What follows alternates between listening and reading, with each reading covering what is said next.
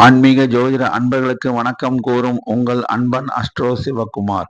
புத்தாண்டு ராசி பலன்கள் 2025 கன்னி ராசிக்கு ஜாக்பாட்டா என்பதை இந்த பதிவில் நாம் இப்போது பார்ப்போம்.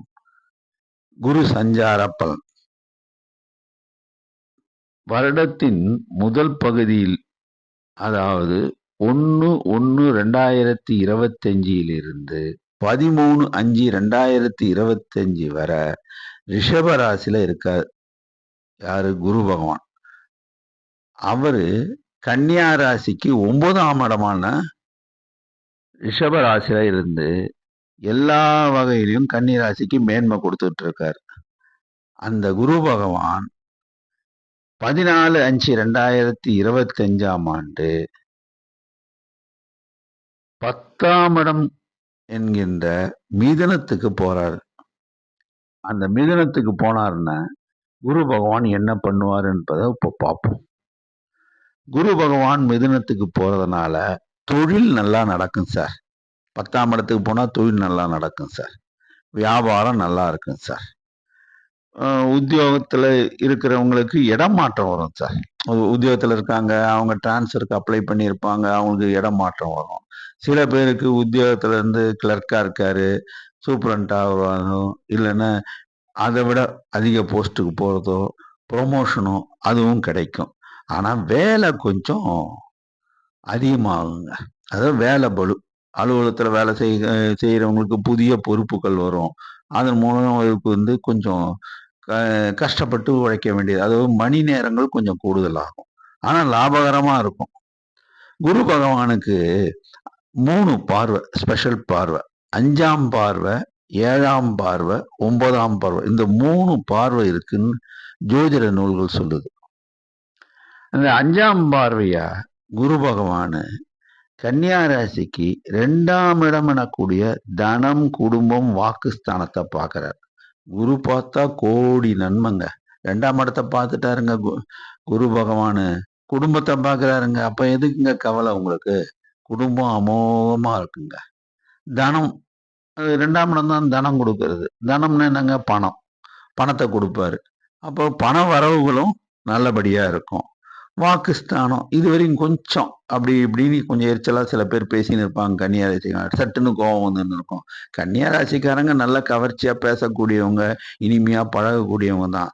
ஆனா இந்த வேலை பலுனால சிலர் எரிச்சல் அடைஞ்சிருப்பாங்க. அதையும் 2ஆம் இடம் பார்த்துடுறாங்க. அதனால நல்லா இருக்கும். சில பேர் இந்த வாக்கினால் ஜீவிப்பாங்க. அது பேசியே பணம் சம்பாதிப்பாங்க. எப்படின்னு சொல்றீங்களா? சில பேர் பேச்சாளர்களா இருப்பாங்க. சில பேர் வக்கீல் தொழில் செஞ்சிட்டு இருப்பாங்க. சில பேர் பார்த்தீங்கன்னு சொன்னீங்கன்னா ஆசிரியர் தொழில் பண்ணிட்டு இருப்பாங்க. அவங்கெல்லாம் பேச்சினால வருமானங்க. 2வது இந்த கமிஷன், ரியல் எஸ்டேட்ல கமிஷன் ஏஜென்ட்டா ஒர்க் பண்ணுவாங்க. அவங்களும் பேசணும் இல்லைங்க. நல்லா பேசினா தாங்க வருமானம் கொடுப்பாங்க. அதனால பேச்சினால இவங்களுக்கு வருமானம் வருங்க. கண்டிப்பா வருமானம் வருங்க. அடுத்தது பார்வையை பார்ப்போம். குரு பகவான் 7ஆம் பார்வை எந்த இடத்தை பார்க்கிறாருங்க? 4ஆம் இடத்தை. கன்னி ராசிக்கு 4ஆம் இடத்தை பார்க்கிறாரு. 4ஆம் இடம் குரு பகவானுக்கு சொந்த வீடுங்க. அதாவது தனுசு. அந்த 4ஆம் வீட்டை பார்த்துடுறாரு. யாருக்கு? கன்னி ராசிக்கு 4ஆம் வீட்டை பார்த்துடுறாரு. அப்போ என்ன ஆகுதுன்னா சுகம் கிடைக்குங்க. சுகம் கிடைக்குன்னு என்ன அர்த்தம்? பணம் நிறைய வந்தது, நம்மளுக்கு லாபமா இருந்தது அப்படின்னு நம்ம சுகமா இருப்போம். ஒண்ணு, பணத்தால சுகமா இருக்குது. அடுத்தது உடல்நலம். சில பேர் இது வரைக்கும் உடல் நலத்துல ஏதாவது ஒரு வியாதி, அது இது, ஓய்வு இல்லாம இருக்கும்போது கால் வலி, மூட்டு வலி, ஏதோ ஒரு சின்ன சின்ன இதுகள் தொந்தரவுகள் இருந்துட்டு இருக்கும். உடல் உபாதைகள் இருக்கும். அதெல்லாம் சரியாயி சின்ன சின்ன மருந்து மாத்திரையிலேயே சாப்பிட்டு நல்லா ஆயிடுங்க. 4ஆம் இடம். 4ஆம் இடம் தாயார் ஸ்தானம்னு சொல்லுவாங்க. சிலருக்கு தாயார் வழியில இருந்து கூட உறவு, தாயார் வழி உறவு கொஞ்சம் நல்லா இருக்கும். அவங்க மூலியமா சிலருக்கு பண வரவு வருங்க. பணம் வரவுன்னு என்ன அர்த்தம்? சில பேர் கடன் குடுப்பாங்க. சில பேர் சொத்து வித்தாங்கன்னா ஒரு பங்கு குடுப்பாங்க. அது மாரிலாம் வர்றதுக்கு வாய்ப்பு இருக்குங்க. அடுத்தது எ 9ஆம் பார்வை.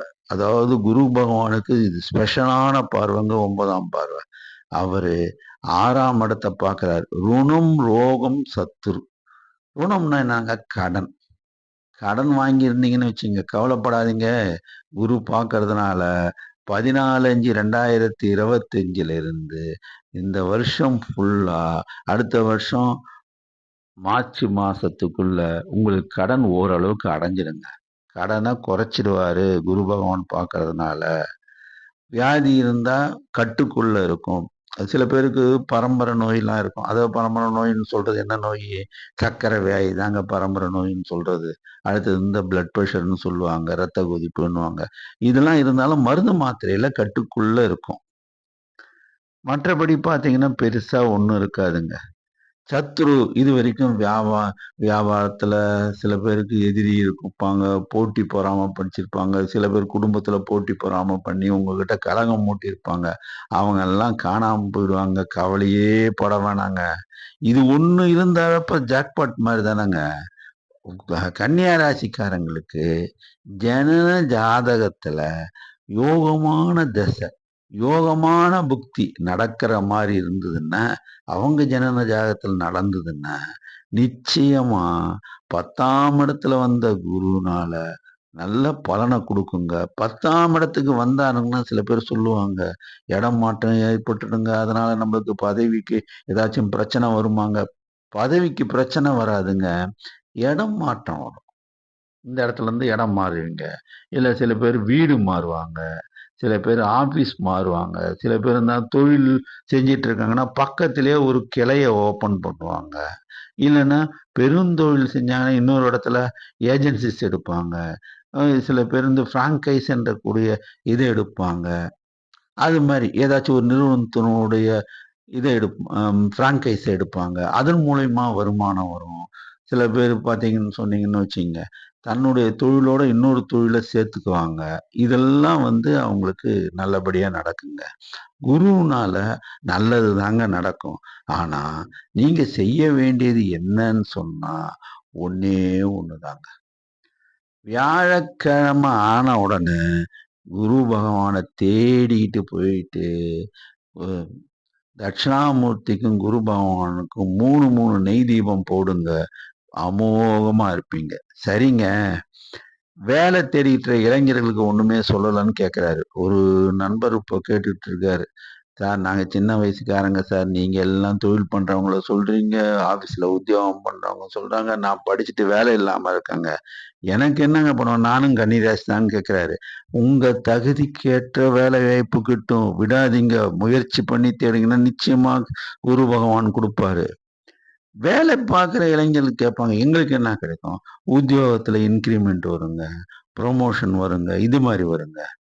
வயசானவங்க கேட்குறாங்க. என்னங்க நாங்க வயசாயிட்டோம். நீங்க அவங்களுக்கே சொல்றீங்களே, நாங்க வயசாயிடுச்சு. எங்களுக்கு என்னங்க நடக்கும்னு சில பேர் கேட்குறாங்க. உங்களுக்கு பேரன், பேத்தி கூட நீங்க கொஞ்சுவீங்க. உங்களுக்கு எல்லா விதத்திலும் நோய் இருந்தாலும் செட்டில் ஆயிடுங்க. கவலைப்படாதீங்க. அப்புறம் பார்த்தீங்கன்னா, சொத்து ஏதாவது சேருமான்னு ஒருத்தர் கேட்கிறாரு. அதாங்க ஜனன ஜாதகத்துல யோக திசையும், யோக புத்தியும் இருந்தா சொத்து சேர்க்கையும் நடக்கும். அதுதாங்க நான் ஜாக்பாட்டான்னா, அது ஜாக்பாட் அளவுக்கு சொத்து இருக்குங்கன்னா, பெரிய அளவுக்கு இருக்கோ இல்லையோ, அவரவர் பூர்வ புண்ணிய ஸ்தானத்துக்கு தகுந்த மாரி பண வரவுகளும், சொத்துக்களும் சேருங்க. சரிங்க. அடுத்தது நம்ம சனி சஞ்சார பலன பார்ப்போம். சனி பகவானு திருக்கணித பஞ்சாங்கம் பிரகாரம் 29/3 அதாவது மார்ச் மாசம் 2025ல 6ல இருந்த சனி 7ஆம் இடத்துக்கு போறாரு. இதுவரைக்கும் அவருக்கு வருஷத்துக்கு முதல்ல எங்க இருந்தாரு? கும்பராசியில இருந்தாரு. கும்பராசியில 6ஆம் இடத்துல இருந்தாரு. நல்லது பண்ணியிருப்பாரு. சில பேருக்கு இடம் மாற்றம் குடுத்திருப்பாரு. இதெல்லாம் பண்ணியிருப்பாரு. அவர் இப்ப 7ஆம் இடத்துக்கு போறாரு. ஐயா எல்லாருமே சொல்றாங்க 7ஆம் இடத்துக்கு போயிட்டாருங்க. உங்களுக்கு கண்டக சனி வந்துரும். கண்டக சனி வந்ததுன்னு எங்களுக்கு பாதிப்பு வருமாங்க? எங்களுக்கு ஏதாவது பிரச்சனை வருமாங்க? அப்படின்னு சில பேர் பயந்துகிட்டு இருக்காங்க. சில பேர் என்கிட்டயே கேட்டாங்க. கண்டக சனி வந்ததுன்னா நாங்க கன்னியா ராசியில இருக்கோமே, எங்களுக்கு ஏதாச்சும் தொல்லைகள் வருமா? அப்படின்னு கேட்டாங்க. கூட்டு தொழில் யார் யாரெல்லாம் கன்னி ராசியில இருக்கவங்க செய்றாங்களோ, அவங்க பார்ட்னர்ஷிப்போட சில பேர் கூட்டு தொழில் செய்வாங்க. அப்போ அந்த கூட்டு தொழில் செய்யும்போது, நீங்க நிதானமா பேசணும். பதட்டப்படக்கூடாது. சட்டுன்னு எந்த முடிவும் எடுக்கக்கூடாது. அவரை கழட்டி விடுறதோ, இல்ல வேணாம் அவர் சரியில்லையோ, எல்லாத்தையும் யோசிச்சு, ஒரு நல்ல ஒரு படித்த ஒரு கெட்டிக்கார ஆடிட்டர்கிட்ட, அதாவது பட்டய கணக்காளர்கிட்ட கொண்டு போயிட்டு, கணக்கு வழக்குகள காமிச்சு, அந்த கணக்கு வழக்குகள்ல குறை இருந்தா, அத எப்படி சரி பண்றதுன்னு பார்த்து, ஜிஎஸ்டி கட்டுறது பெண்டிங் இருந்தா, ஜிஎஸ்டி கட்டிடுங்க. இன்கம் டாக்ஸ் சரியா கட்டாம இருந்தா, இன்கம் டாக்ஸ் ஒழுங்கா கட்டிடுங்க. சில பேர் வந்து டாக்ஸ் கட்டாம இருப்பாங்க. முன்னாடி ஒரு நோட்டீஸ் வந்திருக்கும். அத கட்டாம இருப்பாங்க இன்கம் டாக்ஸ்ல. அத கரட்டி சரி பண்ணிக்கங்க. உங்களுக்கு எந்த பிரச்சனையும் வராது. சனி பகவான் நல்லது தாங்க செய்வாரு. அது அவரு 7ஆம் இடத்துக்கு போன உடனே, என்ன நடந்தது இதுவரைக்கும்? அந்த விஷயங்கள நீங்க சரியா பார்த்துக்கணுன்றது தான் சனி பகவான் சொல்றாரு. நீங்க அத சரி பண்ணிட்டீங்கன்னு சொன்னா, எந்த பிரச்சனையும் இருக்காது. கொஞ்சம் செலவாகுங்க, அத செலவு பண்ணிடுங்க. பெரிய பிரச்சனைகள நீங்க தவிர்த்துடலாம். ஆனா, இவரு 7ஆம் இடத்துக்கு சனி பகவான் போனாருன்னா, கன்னியா ராசிக்காரங்க கவர்ச்சியா பேசுறவங்க, நிதானமா பேசுறவங்க. ஆனா, 29/3க்கு அப்புறம் பார்த்தா சட்டுன்னு கோவம். மூக்கு மேல கோவம் வந்துரும். நான் இவ்வளவு திறமைசாலி, நான் யாருக்கிட்ட உட்காந்து பேசினாலும் அவங்கள நானு தன்வயப்படுத்திருவேன். நான் இவ்வளோலாம் சாதிச்சிருக்கேன். என்ன பார்த்து நீ இப்படி கேட்டியே! அப்படின்னு சட்டுன்னு கோவம் வந்துரும். அந்த முன் கோவத்த மட்டும் கண்ட்ரோல் பண்ணுங்க. உங்களுக்கு அடிச்சுக்கிறதுக்கு ஆளே கிடையாதுங்க. முன்கோபம் படாதீங்க. அந்த முன்கோபம் வந்ததுன்னா, அந்த இடத்த விட்டு நகர்ந்துருங்க. நான் உங்களுக்கு என்ன பரிகாரம் சொல்றேன். அத நகர்ந்துருங்க. உத்தியோகத்துல வேலை செய்றவங்களுக்கு, அவரு ஒரு கிளர்க்கு உத்தியோகம் பார்க்குறாரோ, இல்ல கேஷியர் உத்தியோகம் பார்க்குறாரோ, ஆஃபீஸ்லன்னு வச்சுக்கங்க. இல்ல பேங்க்ல வேலை செய்றாரு, தனியார் நிறுவனத்துல வேலை செய்றாரு. அங்க இருக்கிறவங்க திடீர்னு யாராச்சும் ஒருத்தங்க லீவ் போட்டாங்க, வேலைய விட்டு போயிட்டாங்க. முதலாளிமாருங்க என்னங்க சொல்லுவாங்கன்னா, இந்த அவங்க வேலையும் சேர்த்து செய்யுங்கன்னு சொல்லுவாங்க. ஆஃபீஸ்ல இருந்து கவர்மெண்ட் ஆஃபீஸ்ல இருந்தாங்கன்னு வச்சுக்கங்க. யாராச்சும் ஒருத்தவங்க லாங் லீவோ, சிக் லீவோ போட்டு போயிட்டாருன்னா, சூப்பரண்ட் மேலதிகாரிங்க என்ன சொல்லுவாங்க, அந்த ஃபைலையும் எடுத்து நீங்களே பாங்கன்னு ஒரு 20 ஃபைலு, 30 ஃபைல தலையில எடுத்து குடுப்பாங்க. அந்த மாரி தாங்க வேலை பளு கூடுங்க. கொஞ்சம் சகிச்சுக்கிட்டு செய்யுங்க. எல்லாமே நல்லா இருக்குங்க. இந்த பித்ரு தோஷம்னு ஒண்ணு இருக்குங்க. அது அப்படின்னா என்னன்னு கேட்கிறீங்களா? முன்னோர்கள், நம்ம முன்னோர்கள் இருப்பாங்க, தாத்தா, பாட்டி இருப்பாங்க, அப்பா, அம்மா இருப்பாங்க. சில பேருக்கு அப்பா, அம்மா இறந்துட்டு இருப்பாங்க. சில பேருக்கு தாத்தா, பாட்டி இறந்துட்டு இருப்பாங்க. அப்படி யாராச்சும் இறந்திருந்தாங்கன்னா, அவங்களுக்கு நீங்க திதி எனக்கூடிய தவஷத்தையும், அமாவாசை வர்ற தர்ப்பணத்தையும் மறக்காம குடுங்க. அந்த தோஷம் நீங்கிதுன்னா, உங்களுக்கு எல்லா வகையிலும் ஏன்னா இந்த சனி பகவான் என்ன பண்ணுவாருன்னா, 7ஆம் இடத்துல இருக்கும்போது, "ஏம்பா உன்ன பூலோகத்துக்கு அனுப்பிச்சாங்களேப்பா உங்க அப்பா, அம்மா. அவங்கள மறந்துட்டியே!" அப்படின்னு அவர் தர்மவான், நியாயவான், நேர்மையானவர் சனி பகவான். அவருக்கு இந்த மாரிலாம் மறந்துட்டாங்கன்னா, அவரு சகிச்சுக்க மாட்டாரு. உடனே ஏதாச்சும் ஒரு பனிஷ்மென்ட் குடுக்கணும்னு யோசிப்பாரு. நீங்க இதுவரைக்கும் நீங்க செய்யலன்னு சொன்னா கவலைப்படாதீங்க. உடனே போங்க எல்லாத்தையும் செய்யுங்க. சனி பகவானுக்கு திருப்தி ஆயிடுவாரு. பரவால்ல. இவரு அப்பா, அம்மாவ நல்லா பார்த்து வயசான அப்பா, அம்மா வீட்ல இருந்தாங்கன்னு வச்சுக்கங்க. அவங்கள அரவணைப்போட பாருங்க. யாராச்சும் கொண்டு போயிட்டு ஹோம்ல தங்க வச்சிருப்பாங்க இதுவரைக்கும். அந்த ஹோம்ல இருந்து அவங்கள அழைச்சிட்டு வந்துருங்க. வீட்ல தங்க வச்சு, அவங்கள பராமரிங்க. சனி பகவான் ரொம்ப திருப்தி அடைஞ்சுவார். சரி, இவரு வந்து நேர்மையா இருக்காரு. இவருக்கு நம்ப நெறைய செய்யணும் அப்படின்னு சனி பகவான் திருப்தி ஆயிடுவாருங்க. இத மட்டும் நீங்க கடைபிடிச்சு செஞ்சீங்கன்னாவே போதுங்க. உங்களுக்கு எல்லா விதத்திலயும் நல்லா இருக்குங்க. சிலருக்கு என்னன்னு பார்த்தீங்கன்னா, ஆணுக்கு பெண் நட்பு கிடைக்குங்க. பெண்ணுக்கு ஆண் நட்பு கிடைக்கும். சில பேருக்கு சொல்றேன். கன்னியா ராசியில பொறந்தவங்களுக்கு ஆம்பளையா இருந்தாலும், பொம்பளையா இருந்தாலும் நட்புகள் வரும். அப்ப அந்த நட்புகள் வரும்பொழுது, அது நல்ல நட்பா? இது நமக்கு அவங்க அனுசரணையா இருப்பாங்களா? அவங்க நமக்கு நல்ல புத்திமதிகள சொல்லுவாங்களா? நல்ல கருத்துரைகள சொல்லுவாங்களா? நம்மளுக்கு உதவுகரமா இருப்பாங்களா? என்றெல்லாம் ஆலோசிச்சு, அவங்க அவங்கள பத்தி விசாரிச்சு, நீங்க யோசனை செஞ்சு, அவங்களுடைய அறிவுரையை ஏத்துக்கணும். அத விட்டு, இவன் நண்பர் சொன்னாரு. அவங்க சொன்னாங்க, அப்பதான் பெஸ்டி சொன்னாங்கன்னு சொல்லிட்டு, இங்க அவங்க பிரகாரம் நீங்க ஆடுனீங்கன்னா, அக்கம் பக்கத்து வீட்டு பொம்னாட்டிங்க சொன்னாங்க, நம்மகிட்ட ரொம்ப நாளா பழகினாங்கங்க, இவங்க சொன்னாங்க, அவங்க சொன்னாங்கன்னு கேட்காதீங்க. உங்களுடைய அனுபவத்திலயும், அறிவிலயும் யோசிங்க. யோசிச்சு இது நல்லதா, கெட்டதா முடிவெடுத்து செஞ்சீங்கன்னா, கண்டக சனி நல்ல பலன தான் சார் குடுப்பாங்க. அதுதான் சார் உண்ம. அடுத்து ராகு கேது சஞ்சாரத்த பார்ப்போம். 18/5/2025ல ராகு கேது சஞ்சாரம் ஆகுதுங்க. இந்த ராகு பகவான் 6ஆம் இடம். ருணம், ரோகம், சத்துருக்கு போறாங்க. அப்புறம் கேது பகவான் 12ஆம் இடத்துக்கு போறாரு. சரி என்னங்க ஆச்சு? 6ஆம் இடமும் 12ஆம் இடமும் போனா நல்லதா? இல்லைங்க.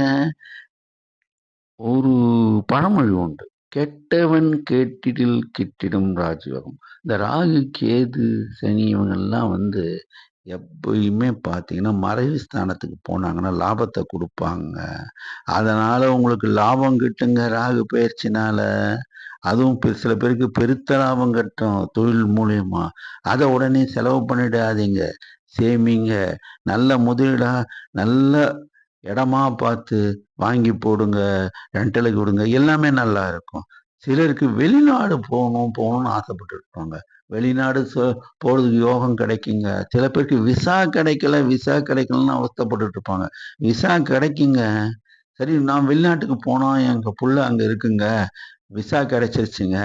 ஆனா எங்களுக்கு அங்க தங்கறதுக்கு கிரீன் கார்டு கிடைக்கலைங்க. அவங்க அப்ளை பண்ணியும் கிடைக்கலன்னு இவ்வளவு நாள் வெயிட் பண்ணியிருப்பாங்க. அதனால உங்க பசங்கள் மூலியமா பெ பெற்றோர்களுக்கு கிரீன் கார்டும் கிடைக்குங்க.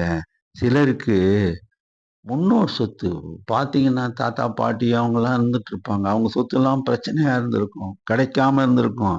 அதுல ஏதோ வம்பு, சம்பு, சண்டைலாம் முன்னாடி இருந்துட்டு இருக்கும். அதெல்லாம் கொஞ்சம் சமாதானமாயி, அந்த முன்னோர்கள் சொத்துல ஒரு பகுதி கிடைக்குங்க. இதுதாங்க நான் ஜாக்பாட்டுன்னு சொல்றது. இதனாலயும் கிடைக்காத சொத்து கிடைச்சாலே நம்மளுக்கு பெரிய விஷயம் தானங்க. அது கிடைக்குங்க. ஏன்னா நீங்க அமைதியா, நல்ல விதமா பேசினீங்கன்னா கண்டிப்பா கிடைக்கும். அந்த ராகு கேது கண்டிப்பா அது சாதகமா செய்வாரு.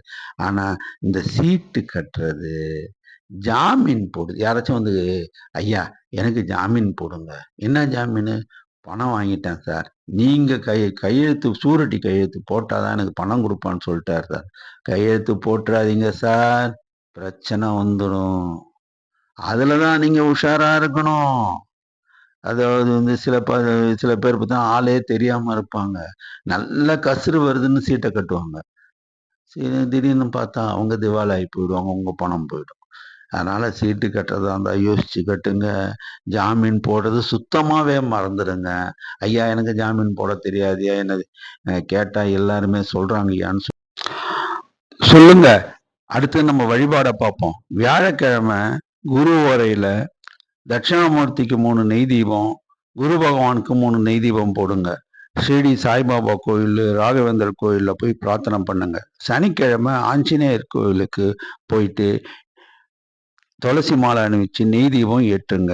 அடுத்தது காலபைரவர் நல்லெண்ணெய் தீபம் ஏத்தி காலபைரவரை வழிபடுங்க.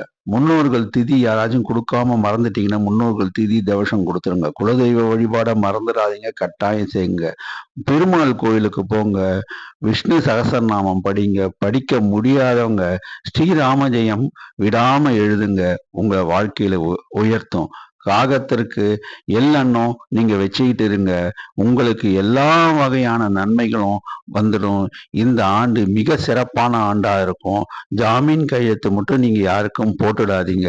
அது பண்ணாம இருந்தாவே உங்களுக்கு எல்லா வகையிலும் லாபமும் சிறப்பும் அமையும் என்று கூறி விடைபெறுகிறேன். நன்றி, வணக்கம்.